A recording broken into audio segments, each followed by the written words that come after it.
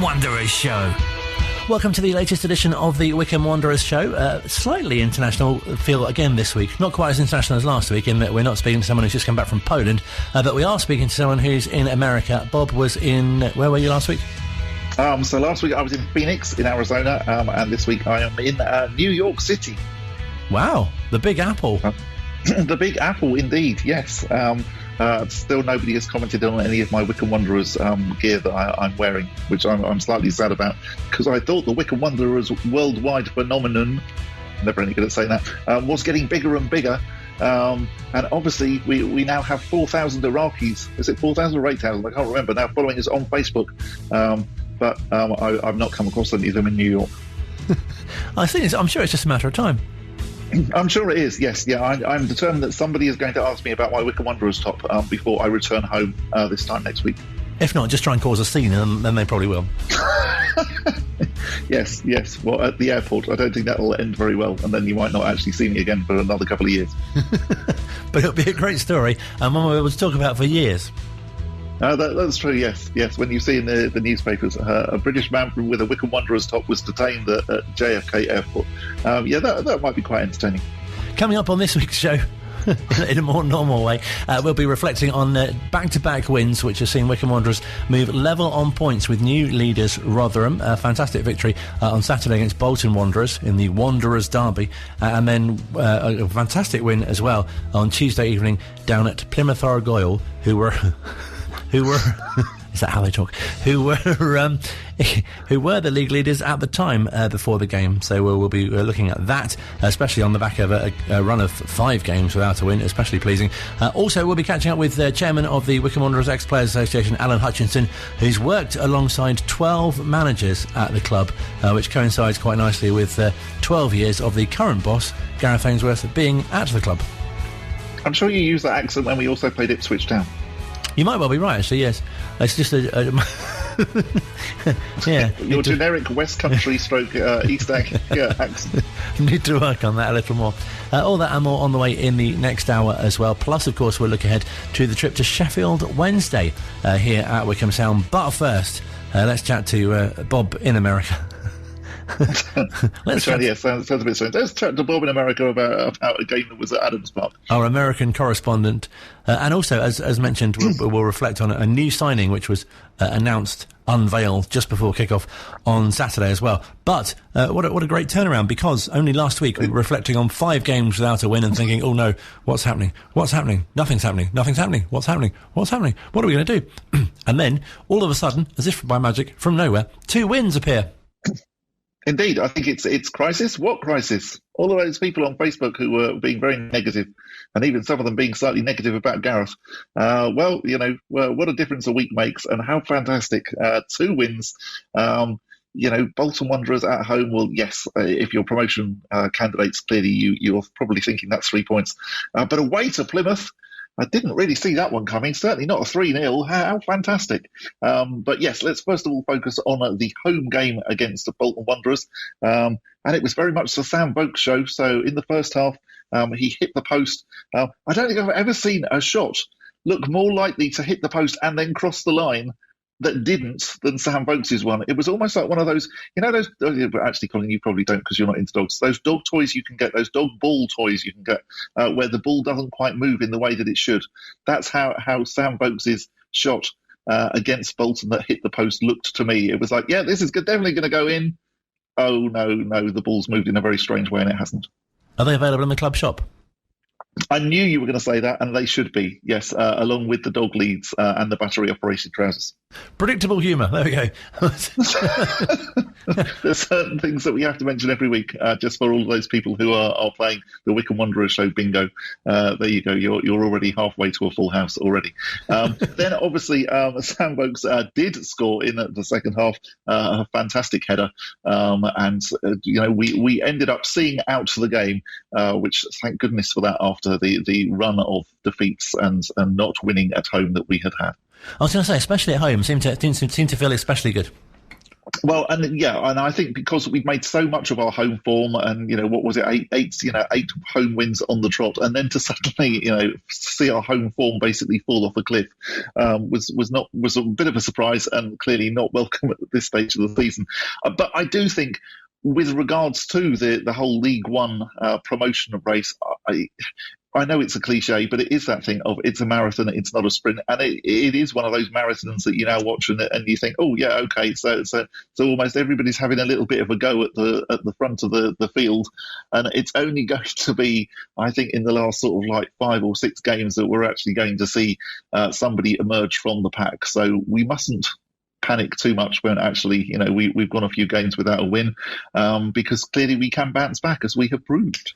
And as we've heard the manager say on this show, he had belief, and I'm sure many of the players, of course, did as well, and so many chances created in recent games, and it was only a matter of time before they went in.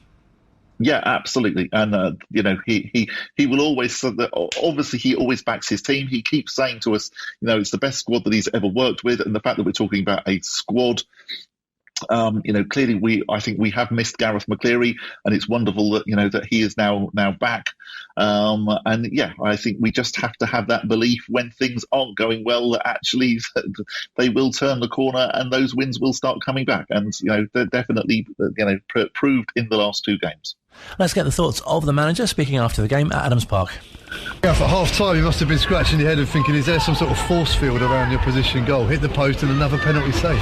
Yeah, and we to come back from that and to have the belief we did in the second half after that, and after, not just after that, after what's come in the last couple of games, Hartlepool and Portsmouth, the attrition on their goals and with no reward, the boys must have thought, is there something on these goals? Is there a film, a cling film or something on the whole goal? But no, I think Volks has had a word to try and get the posts widened a little bit, but we have to stay within the regulations. But when it mattered, he popped up with a fantastic goal, and that's what he's been signed for. He's a real leader. He will lead these boys and they'll follow. There was an overload for Bolton at times. Obviously tactically we see a lot of stuff, and Jason McCarthy did an enormous amount of running to almost cover 2 players today, and then Anthony Taff and Jordan at the back there had to be stretched at a 3-on-3. And there were some worrying words, and some worrying looks at times. But I said to him, trust the system, trust what we're trying to do here today, because if we'd have gone defensive today, we wouldn't have created as much as we did. But we created, we scored, and we saw the game out really well.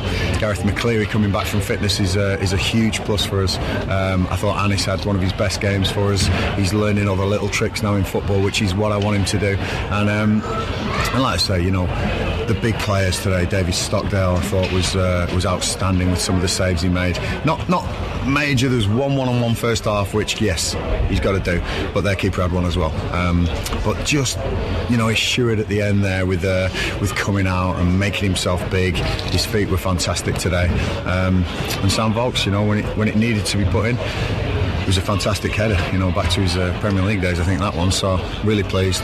Great 1-0 win for us, and it's nice to put those 2 defeats to bed. I've spoke to Rob Couig in the week, and his backing was just awesome. He allows me to get on with what I want to do without any pressure. I'm not saying he doesn't demand from me. Of course, he's put money into this club, but he's great where you can calm my nerves sometimes, and that allows me to pick the right formations, the right teams, the right tactics, and get the right result.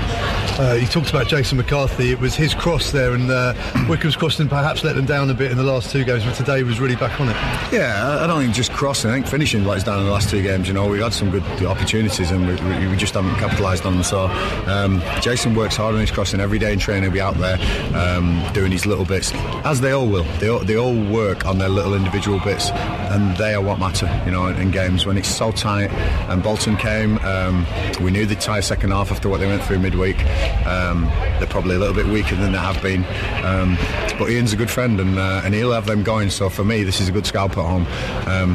But these boys who practice day in, day out, these little bits that don't seem that important, they'd rather do shooting every day. Jason's on his crossing, Anthony's on his heading, Taft's on his heading, David Stockdale will do every training session like it's his last one. All these things matter when it comes to a game like this, because believe me, we felt a little bit of unjust and injust and a tiny little bit of pressure because we want to achieve this year. We've got one of the best squads in the league, I believe, and I want these boys to stay around this top half of the table for as long as they possibly can, right to the end of the season and see where we end up. It's been a small sticky run, but it's the first time you've had expectation really as a manager because Wycombe are down from the Championship, a bit more money than you normally have. How have you found that? Yeah, I mean, we've a bit more money than we usually have, of course. So, I've been backed. We're still way down in the spending stakes in this league, I'm telling you now. But the chairman said top 6 this season. The chairman wants the top 6, and I want to deliver that to him, and that's important for me to get the right to. Historically, I don't need the top budgets to achieve. I never will, But he's given me a competitive, more than competitive budget. We're signing players. We signed a young Iraqi international before the game. Fantastic for this football club to be doing that, and it all builds that pyramid to that top where the results count. And today that one really counted. It was. It looks now like a tiny sticky run, but when you're in the centre of the whirlwind, it's 5 without a win, and it was, where's it coming from? What do we have to do? Your Burton game, it was a development boys, but it counts in your scores, and your Hartlepool, which is the FA Cup, which we're never going to win. Oh, I say that about this club. They got the semis once, didn't they? So, but again, that counts towards the run, the bad run that you're on. So, really, it was just Ipswich and Portsmouth, 2 teams that I think will be around the top of the league anyway. But to get back on track today was really important, and I can't thank the fans enough, all my backers enough, and the boys. They deserved that one today. They were fantastic. And the fireworks at the end as well. So you have to have a win really before they go off. Well, it's nice this time of year because it's all dark all the time, so you can see them. And I didn't even know about that. I didn't expect it, but I know Rob wants to make sure that the fans have a great time when they come into this place. And if fireworks at the end after a win helps them come back, I'm all for it. I was singing Christmas songs in the town centre Thursday night to try and get a few more fans in here, and I think they were, because their voices were better than mine was on Thursday today. It was a real Wycombe performance. The town, the staff, the players. Really, really good to get the 1-0 win. I understand you want to dedicate this win to someone as well. I can't dedicate it. It's not my win, it's the players' win. But I just want to say happy birthday, Scarlett, my 18-year-old daughter yesterday, and she's come to the game today. I think Matt Cecil was saying the image was flashing on the screen, and happy birthday from the gaffer. I didn't see it. I'm concentrating on the game, so I'll trust him on that one. But she was 18 yesterday. She might even join me with a beer tonight. But happy birthday, Scarlett. Really nice touch from the manager there with his daughter. Oh, that's nice, isn't it? Oh, it was nice, wasn't it? There was a slightly unusual Gareth Ainsworth slip there when he said about the FA Cup and we're never going to win that. I wonder almost if he went away from that interview and said, I shouldn't have said that really. But yeah, no, really interesting interview, really interesting as well about the players individually working on their particular areas, and Gareth saying about Jason McCarthy on his crosses and Tap on his headers. Of course, one of the things that happened in the Bolton match was that we missed a penalty. And it's Messi missing a penalty this time after Joe Jacobson missing against Portsmouth the previous week. I do wonder, and I do think, I am a fan of just absolutely belting the penalty in the back of the net rather than trying to place it, as I think JJ and Anis have both done in their penalties. I do wonder whether we could get David Stockdale to actually do either take our penalties. Obviously, that's not really going to work, but could we get him to do the penalty taking practice? Because easily the best penalty, possibly the best penalty I've ever seen taken, certainly the best penalty I've seen taken this season was David Stockdale down at Exeter in the League Cup when it went to a penalty shootout. His penalty basically rips the net off down there at St James Park. Could we get David Stockdale to do the penalty taking practice? Because I think he'd be wonderful at it. It's a very good suggestion. I'm sure somebody might hear that and think, perhaps we'll do that. I hope so, yes. How influential this programme is. I'm sure Gareth isn't really taking tips from us, but there you go. That's my that's my 2 cents worth, as it were, in America. Some currency in there as well, just to prove that should it be necessary that you're not actually here. Also, Gareth mentioned, and you touched on it a little earlier on as well. Just before the game, it was announced that Iraqi striker Ali Al Hamadi has signed for the club. Only 19 as well. Yes, so he has been at Swansea. He started off apparently. So he was born in Iraq. brought up then in Liverpool and caught basically the attention of all of the clubs, Everton, Liverpool and Tranmere Rovers, before he eventually joined Swansea City. He's already as well been called up to the Iraqi national side. So he's sounding quite good. I particularly as well like the fact that on his Wikipedia page, it even gives you the grades for his GCSEs. So there you go. You get a bit of everything with Ali. Qualifications and everything. Yeah, absolutely. 4 A stars, 4 A's and a B. So, pretty impressive. He's already looking like he's got a decent post-football career there as well. No, absolutely. So let's move on to the game on Tuesday night down at Home Park. Long way, isn't it, Home Park? Have you been to Home Park? It is rather, yes. Yeah, it's one of those where it seems to take forever to get there, and you're going all the way down the M5, and then you just sort of think, oh, we must be nearly there yet, and then you realise that actually you've still got another hour or so to go as you cross Devon. I'm sure most fans probably were going along thinking, oh, well, I'm not really sure what to expect, and we probably would have taken a point beforehand. To come back with a 3-0 win, and to see the Wycombe fans as well, because obviously all of the goals were in the second half, to see all of the Wycombe fans celebrating wildly as those goals went in, congratulations and well done to you if you were one of the Wycombe fans who went all the way down to Plymouth on a Tuesday night, because that 3-0 victory, you very much deserved being there, and it was lovely to see you celebrating behind the goal. 316, I think it was. That's pretty impressive as well, really, isn't it, for a Tuesday night? So Sam Boat scoring again after 62 minutes before Anis Mehmeti then getting 2 late on. I particularly liked the third Wycombe goal. I thought Anis took that very, very well. He really is becoming a bit of a star. And interesting to hear what Gareth said after the Bolton game, that actually, that he's really developing, and sort of like some of the little tricks and some of the little things that Anis is now actually adding to his game. Well, really interesting that Gareth was saying that after the Bolton game, because it very much, we saw evidence of that then down at Home Park on Tuesday night. Yeah, lots to enjoy, especially being level on points with now new leaders Rotherham. Gareth spoke to Phil once again after the game at Plymouth, and it does get a bit windy towards the end. Gareth, an away trip to top of the table, a 3-0 result, you must be absolutely delighted. Absolutely delighted. I can't speak highly enough of those boys in there. What we've done, we planned coming down. It's really tough for this time with all these fixtures coming up. We were on the bus watching the Plymouth games, finding out what we wanted to do against them. I put a plan in place, and all I can do is ask the boys to do it. They absolutely nailed it. They were fantastic. The work rate, the fitness, the tenacity, honestly, just the never stop pressing and defending like they did, and then some fantastic goals. I told them they would have their moments. I said to them, you'll get your moments, and when you do, you've got to make them count. They made them count. I mean, Sam Bolt's been doing it for years, Anis Mehmeti's just started doing it, and both have taken their chances at the correct times. But then you look at the likes of Hanlon, and I don't want to single anyone out. Please, 18, don't be worried. Absolutely fantastic today. Every one of them, boys were up at the bench again. Jack Grimm and Darragh Horgan, and just Sully Kakai, who played Saturday, all cheering the boys on at the end. For a manager, that's all you need. I've got this group, and they will run through a brick wall for Wycombe Wanderers, not for me, for each other, and that's brilliant. You've got injuries in central midfield. It was a makeshift, I suppose, this season, central midfield with David Wheeler alongside Curtis Thompson. Then you lost Curtis as well, and Ollie Penderbury, a youngster, has come on too at 1-0 in a pretty, a game could have gone either way at that stage. That's a big ask for the youngster. Got to trust him, we've got to trust him. That's why we signed these players. Look at Mehmeti a year ago, trusting him, and he's come up with the goods today. But me and Bale, I can had a chat about Ollie actually this afternoon, and he needs to know that he's trusted and he wants a chance to deliver.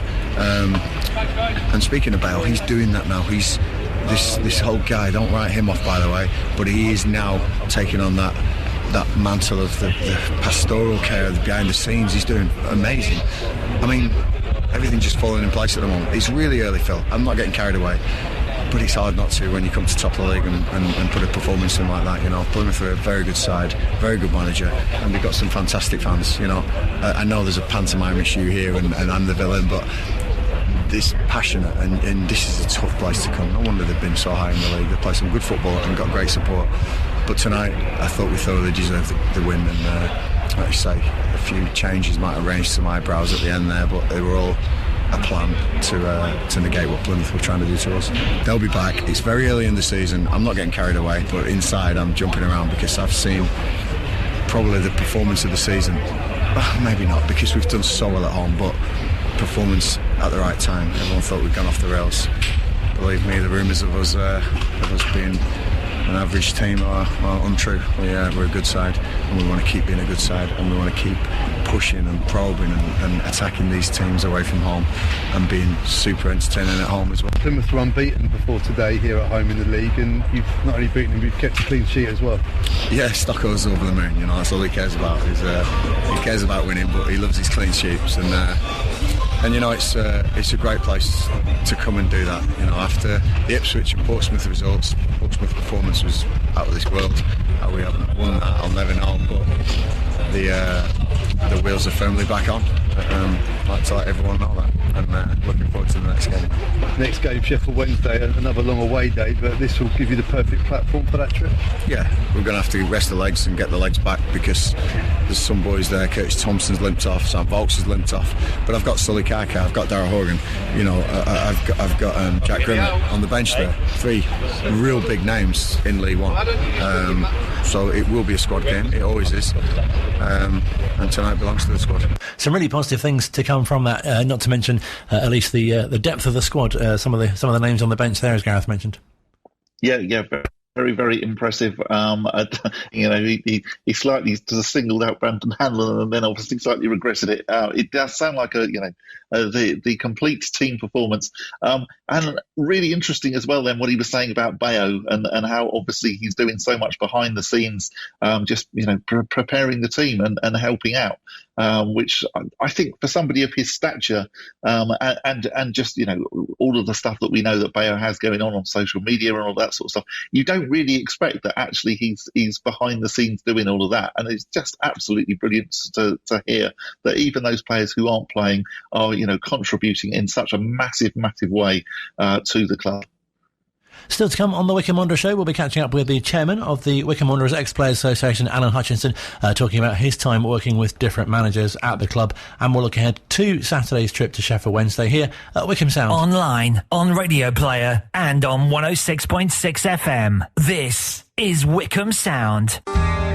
Second part of the Wycombe Wanderers Show, and for this week, a bit of a special. I'm very pleased to say we can chat to the chairman of the Wycombe Wanderers Ex-Players Association, Alan Hutchinson, who was also a press officer at Wycombe Wanderers for a very long time, worked with many managers. Alan, thank you so much for speaking to us, and it must have been brilliant to be so close to so many managers and so many different characters over the years as well. Oh, very much so. It was a terrific experience because they were all different, and everything they did was different, except they wanted to win. And it was just marvellous to be with such great people who'd played the game, who'd previously managed in the game, and suddenly coming to Wycombe Wanderers, which I must say, the move to Adams Park gave the whole club a total uplift, with the stadium being with the wonderful pitch and all the brand new stands they put in, and behind the scenes it was good, the dressing rooms, everything was in good shape. And so when somebody came for a job and got taken round, they thought, yeah, this is somewhere I'd like to be. And as I'm sure you've heard, the different ex-players and former managers that we've spoken to on the show before, they've all said how special the club is, and that must be something that you've seen up close.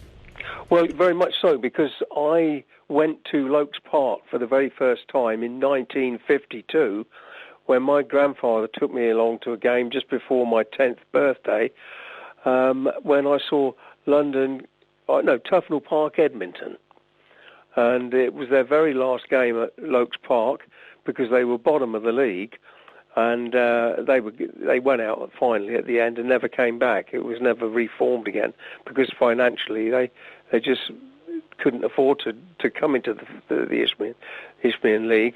But I'll never forget walking across the Rye, and we lived in London Road at the time, on the main road there. We were walking across the Rye, and he was really chatting up to us. It's going to be a great game today, lad. He said, you'll see plenty of goals. Well, it ended 0-0, and it was the most incredible game of football I've ever seen, because people were suddenly getting hurt and lying on the ground. And at one point, I thought somebody had been killed, the way he just lay there and never got up. But it was just an amazing experience. And then after the game, I got introduced to the very first coach the club had hired, Jim McCormack, because my grandfather had known him. It was just a wonderful time. So immediately after that, I just started going to all the home games. So I guess a name who's most synonymous with their football club and who everyone mentions whenever you hear the name Wycombe Wanderers, and someone who we were fortunate enough to speak to on the previous series of the show, Martin O'Neill, and he must have been someone who's fantastic to work with. Oh, absolutely amazing. An incredible man. Everything had to be done his way because that was the way he was. Most of the time he got it right. Occasionally he might not, but it didn't take very long to change that and get it right.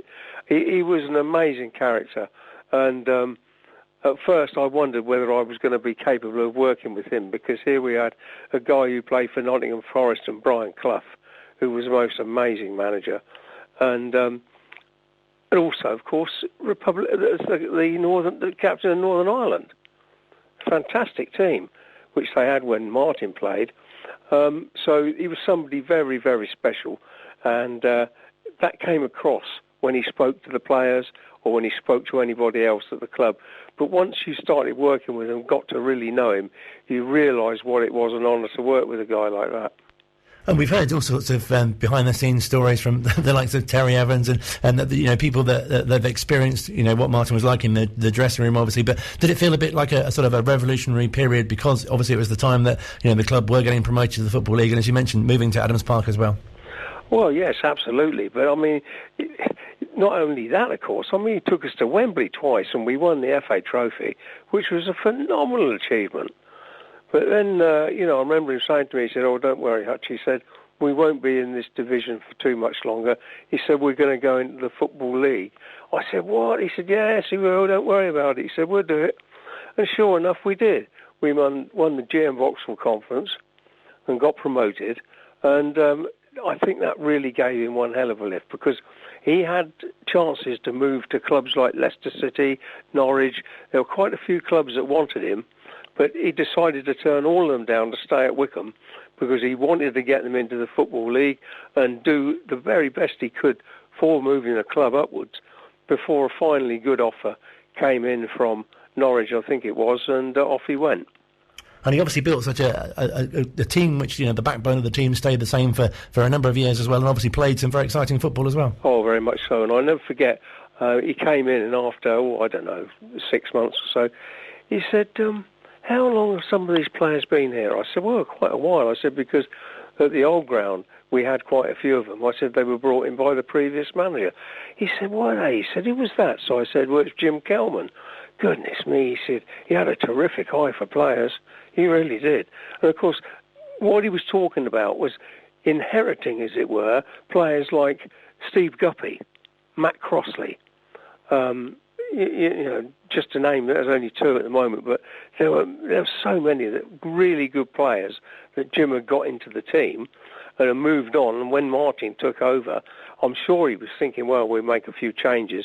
But he made very few, because the quality of the players he had, he stuck with. And obviously during your time at the club, there are so many other managers that you were sort of working with, especially after Martin left as well. But some really names that went on to much better things as well. Oh, absolutely, absolutely, and thoroughly deserved to as well, because for what they did with us. John Gregory, he did pretty well. He moved on. He got picked up by Aston Villa and had a good time at Aston Villa.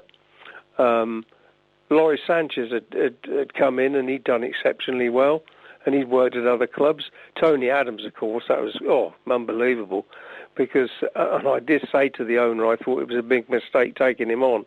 I did tell him that. And the reason for that was that here you've got a guy who'd played his entire life at the very highest level for Arsenal, and then suddenly he was a captain of England. And he didn't know what it was like to play below that. Clueless. And I know when he came, he's a really nice guy. I like Tony. He was a smashing fellow. I got on with him very well. After a while he said, I didn't realise the standard must be as low as this. I said, well, I said, I did tell him that. I said, no, I've got to be honest with you, Tony. I also suggested to him it might have been better not to bring you in. And he just cracked up. You know, he thought it was funny because he could see what I was saying, that him playing at that level of football. But nonetheless, he really stuck with it. He got into it, and he did some really good things for some of the players at the club. And although he decided to go himself, he never got the sack, but he decided to leave because he had a few personal things going on, and he thought it was better that he would go when he did. But I liked him, and a lot of the players liked him as well. You know, for someone who'd never even experienced that level of football, in the end he did reasonably well. And we spoke to John Gorman on the show recently as well, because he returned to Adams Park recently as a guest at the club, and obviously he's someone who has a fantastic track record, and all the players love playing for him as well. Oh yeah, the great thing is with John was that he loved to play football, really real football. You know, he'd have training sessions where he'd tell them all to move the ball quickly, for people to make a lot of movement to receive the ball. And it was just terrific to watch when his teams played. It was wonderful to watch. There was the only one problem I had with it, and I did tell him this at the time, was that with so many players moving forward and really whipping the ball all over the place, if we lost it or gave it away, then we were struggling at the back, because all of a sudden the pressure was on, and some of the games were just amazing. I mean, there were several 3-3 draws, I saw a 4-3, a 5-1, and these were all the scores that we used to get playing the way he did, but it was highly entertaining, and he was very, very popular as well. And it was very sad when John went, because he'd lost his wife Myra very sadly in the February of that year that he left, and he had 2 months off to try and recover, but he was struck very badly by it, and in the April he said, no, I'm sorry, I've got to depart, I don't really want to do this anymore. So that's how we lost him. But no, he did very well. And you mentioned Laurie Sanchez as well. Obviously, a fantastic, very famous cup run and an appearance at Villa Park as well. That must have been a really great time to be working closely with the manager. Oh, Sanchez was a great guy to work with. I've thoroughly enjoyed working with him.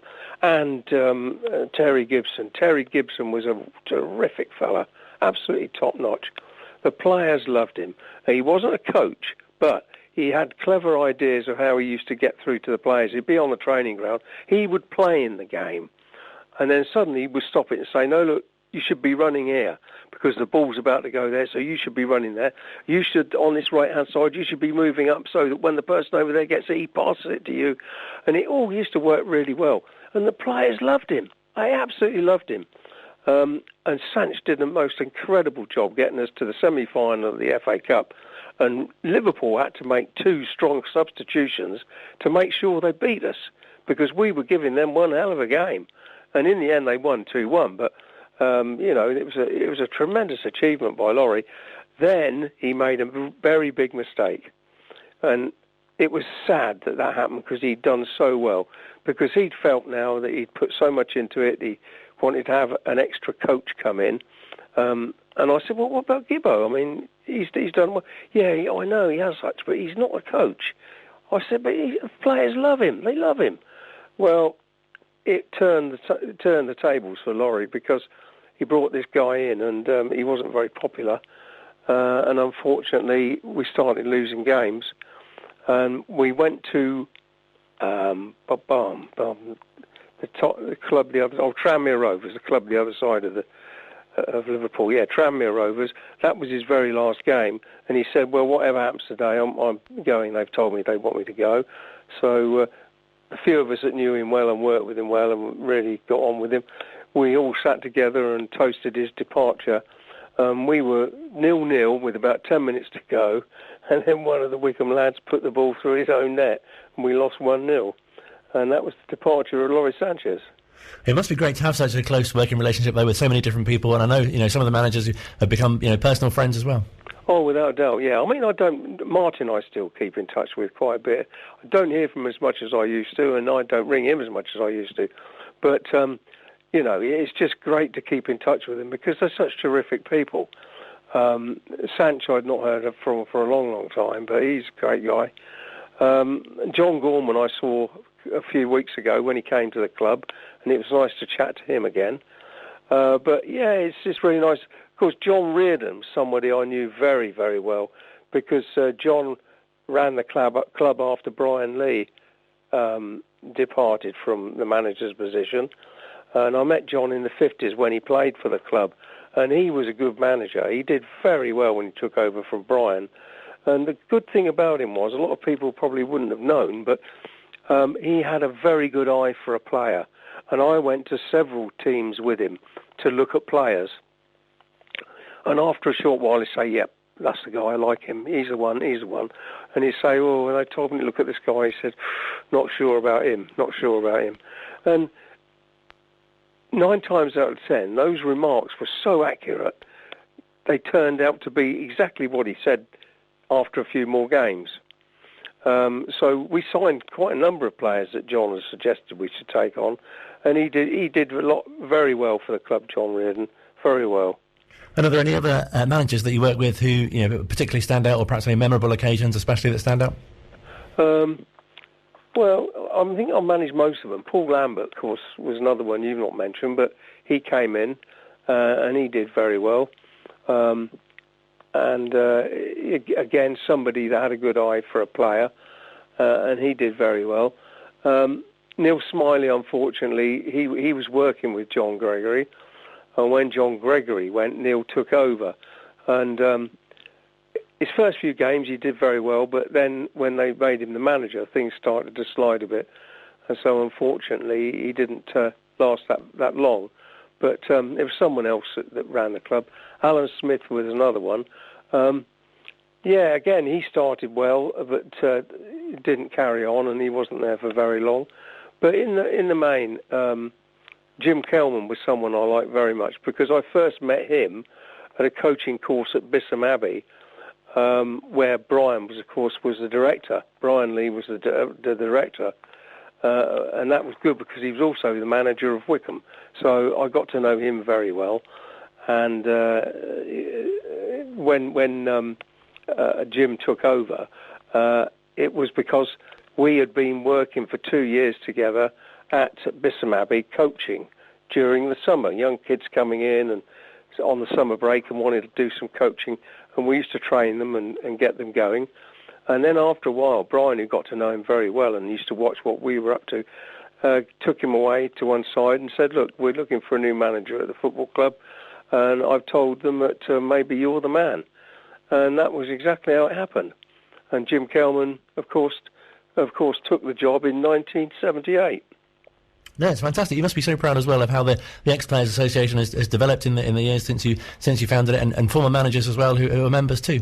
Oh, very, very much indeed. Very much indeed. And this was something that I'd thought about for a very long time. They asked me in the 70s to do a selection of articles on the old players for the match day programme, because the programme sales were dropping. And they said, look, if you could write some articles for us, because it might give it a bit of a lift.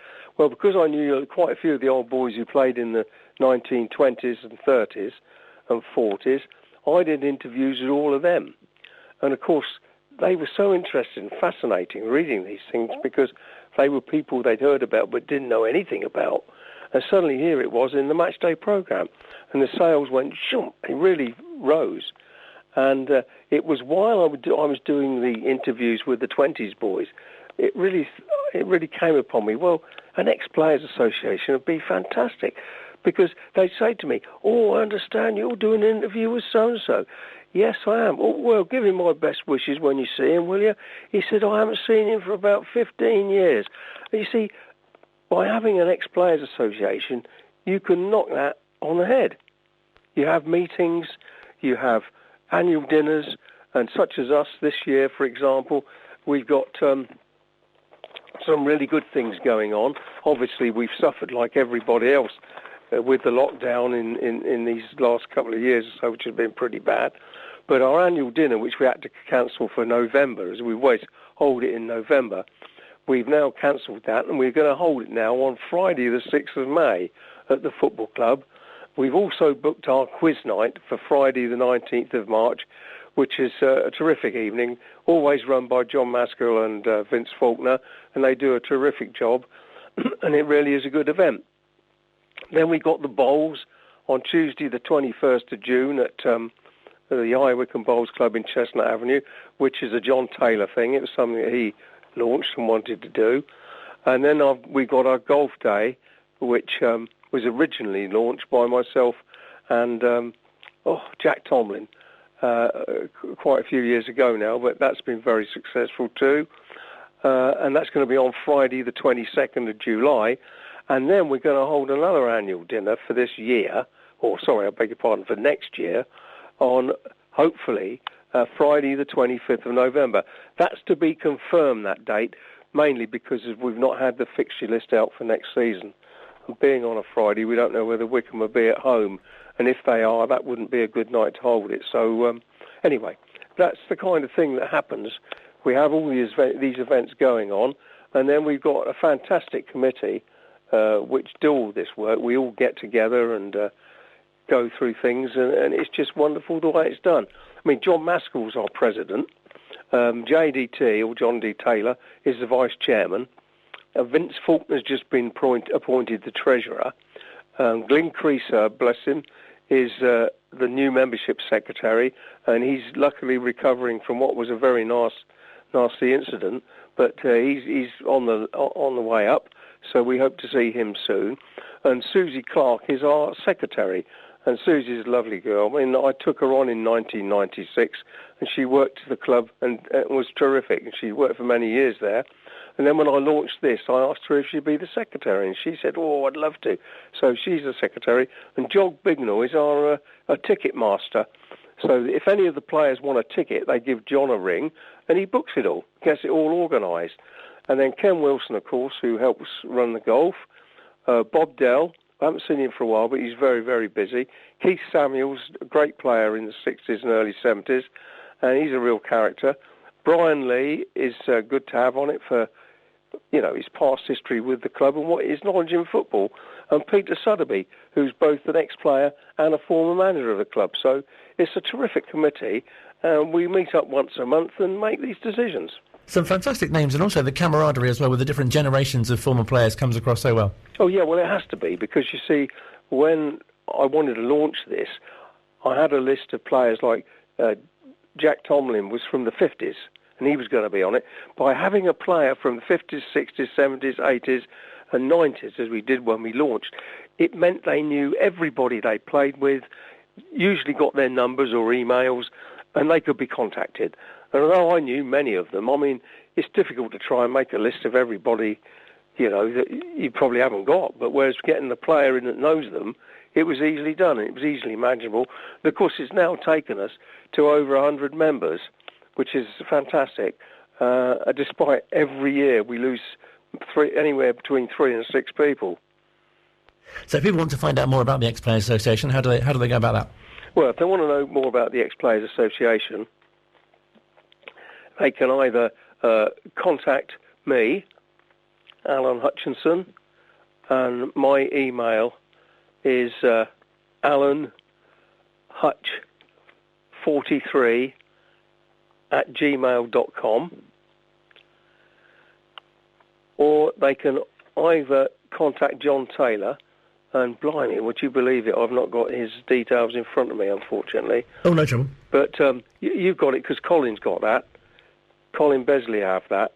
But John Taylor's the man to contact as well, myself. And if they want to join, then we'd really love to have them.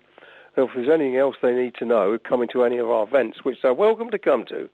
They can come to the events if they'd like to. All they've got to do is ask, and, they'll be there. Because it's great to see these players. Because some of them, we have a situation now where some of them had never, ever met before because they played in different eras. But they've now become really friendly, and they play golf together, or they play in a group, or they just meet up, and it's just terrific the way it's all happened. No, it's been fantastic to share your memories and to get your thoughts and to hear more about the Ex-Players Association. Thank you so much for your time. Pleasure. Alan Hutchinson, who's the chairman of Wycombe Wanderers Ex-Players Association, a former press officer at the club as well, speaking to us here at Wycombe Sound. Online, on Radio Player, and on 106.6 FM. This is Wycombe Sound. So the final part of the Wycombe Wanderers Show continues. We're keeping you up to date with all things going on at the club, including Wycombe Wanderers women, of course, who you might have heard chatting with Rob on Saturday at Adams Park with Dave Ward, their manager, who I learned comes from Reigate in Surrey and travels up from there. Is that correct? Yeah, it was a shame on Sunday. So, yes, going down 4-0 to Abingdon Town after, obviously, the wonderful 3-0 victory over Oxford City the previous week. But as we've been saying about the men, you know, they will definitely bounce back. They are playing Woodley United at home on Sunday at the Flackwell Heath campus of the Amersham and Wycombe College. A 2 p.m. kickoff on Sunday. Currently third from bottom, but as we've highlighted, still fairly early in the season. They've played some tough teams, struggling with injury as well, with captain Charlotte Bagshaw missing and Bobby, who we heard from on Saturday as well, also out with awaiting a knee operation in March, I believe. So, as you say, won't be long, hopefully, till a corner is turned there. Definitely, yes. You know, onwards and upwards, up the Wick women, as Pete Kuhig might say. He might say that, yeah. If not, he certainly should start doing that. I think he should, yes. You mentioned a little earlier on some of the social media chat, which has been floating about the team, the style of play. You mentioned, Gareth coming for some criticism as well. He described himself as a panto villain. I assume that was that was a separate issue entirely. I think so, yes. I assume that was referring to, obviously, the fact that, we didn't like Derek Adams and they probably don't like Gareth Ainsworth. That was the one thing about the win over Plymouth. What a shame that it wasn't Derek Adams still in charge. But, he's obviously now moved on to pastures new, both then going to Morecambe and then walking out on them quite quickly after getting them promoted and now at Bradford City. And many of the Plymouth players appear to be, according to reports, going down quite easily. And also Wycombe got some criticism as well for time wasting. But to win 3-0 at the league leaders, that's got to be a pretty decent result.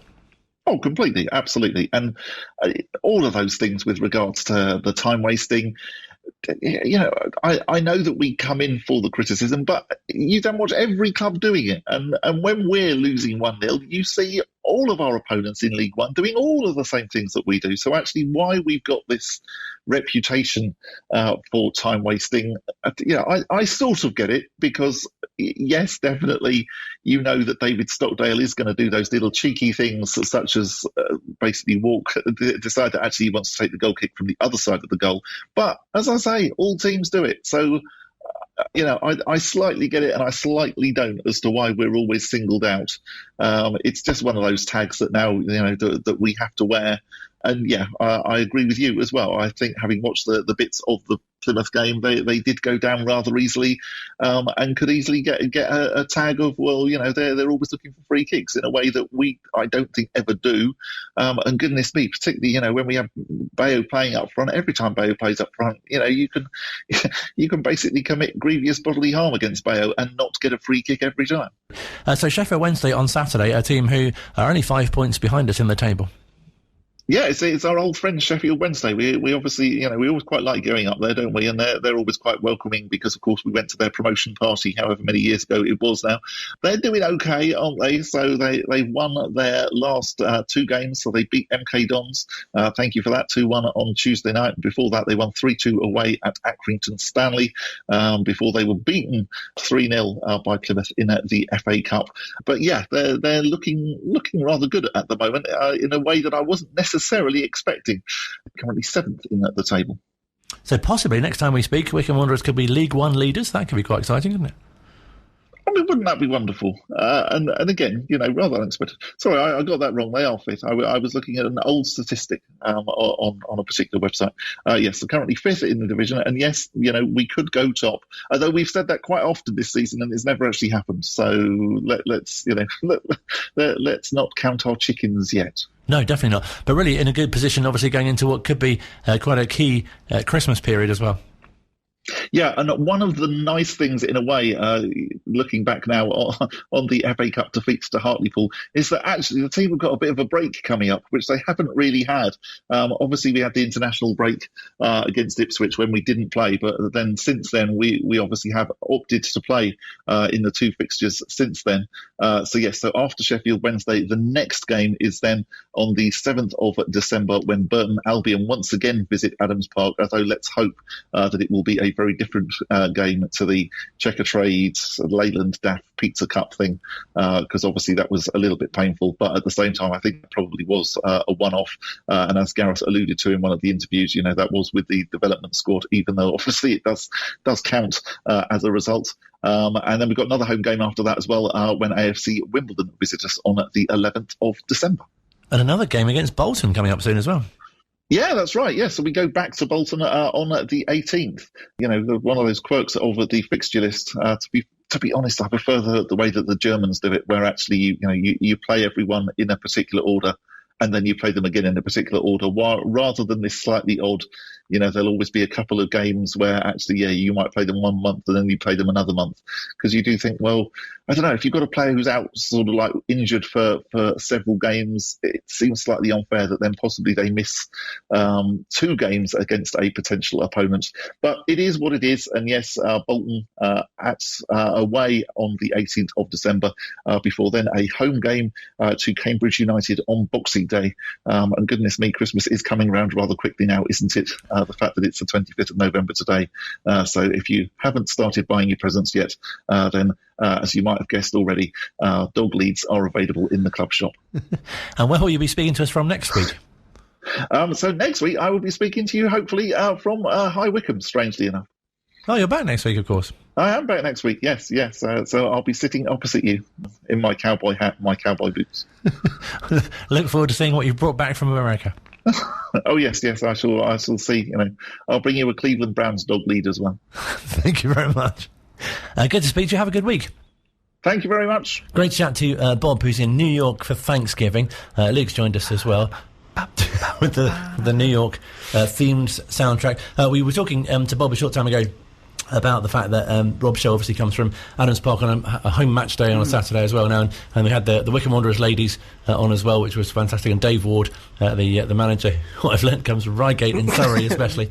Educational programme. Yes, and really good to hear from Bobby Lynch as well on Saturday, who is awaiting a knee operation. Yes. But great to hear from all the Wycombe Wanderers women as well, and we heard from Bob as well from the Trust, who will be a guest on this show as well, I think, coming up very soon. Yeah, it's very interesting how over the season, because Gareth and obviously the team and Rob and Pete want to make it an event to go to, it's really interesting to see how many more people are coming in. Obviously, as Rob said a couple of weeks ago, the fact the team are doing well also, of course, helps as well.